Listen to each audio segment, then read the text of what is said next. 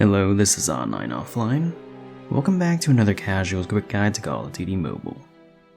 For today's video, we'll be covering the nail gun. Introduced in Mobile's 4th anniversary behind a featured event, the nail gun is an automatic secondary from Black Ops Cold War. A different version appeared previously as a DIY 11 Renovator in Black Ops 3 behind DLC. The first successful nail gun that didn't require a hammer was designed after World War II by Morris Pinus when working on the H-4 Hercules. Aside from air compression, others can be electric, magnetic, chemically combusted, or powder actuated. Contrary to pop culture, nail guns are not guns, but that's not to say that they can't be dangerous. According to the US Centers for Disease Control and Prevention, an average of 37,000 injuries involving nailers happen per year. So, if anything, it would be more realistic for them to be melee weapons, or in execution. But back to Call of Duty. Base damage per shot is high, killing in 3 shots up close and dropping to 4 and 5 at mid-range. Contrary to what its description may suggest, it's automatic. The fire rate is technically slow at 522 rounds per minute, but compared to its fellow pistols, it's only behind the automatic Makarov, Elcar, and Renetti. Since it shoots nails instead of bullets, it's appropriate that it has a very slow projectile speed. Only crossbow bolts will travel slower if not maxed out.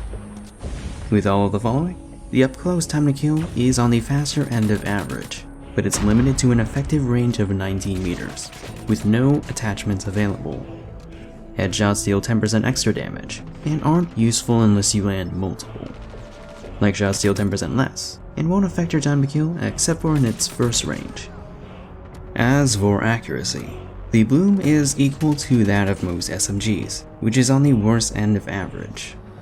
Its hipfire spread is slightly worse than that of the standard pistol.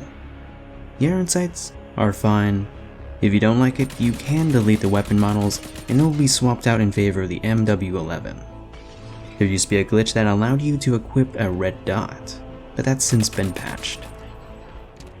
In terms of mobility, the nail gun has standard movement speeds for the pistol class, but because it has no attachments, nothing can help or harm it.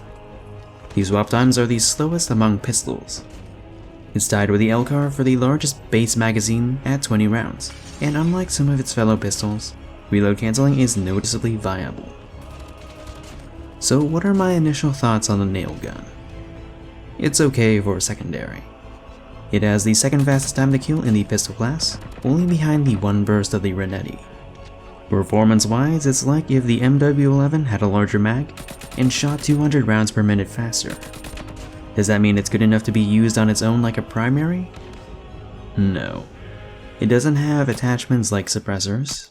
It's not as high damage as the Deagle or Revolver, but not swift enough at clearing hit markers like the Auto Makarov or Elcar. Personally, I tend to have hit detection issues with brand new weapons, and tap firing didn't register for me past 25 meters, but that's since been patched. I don't play BR, but I doubt it'll be meta there like it was in Warzone 1. The only difference between ours and Black Ops Cold War is that our nails don't stick to surfaces and don't get blocked by trophy systems. It's even more different from Black Ops 3, which was silent on the minimap and had attachments. So what kind of changes does it need? I don't know. When writing this video, I was gonna say that copy and pasting full gunsmith kills on a gun with no attachments was a massive oversight, but that's since been patched with a different challenge. This is a nitpick, but for some reason our description says it's a semi-auto, even though this is not the case, neither in Black Ops 3 nor Cold War. I did say that all pistols deserve akimbo, but in the case of the nail gun, I don't think it benefits much from it.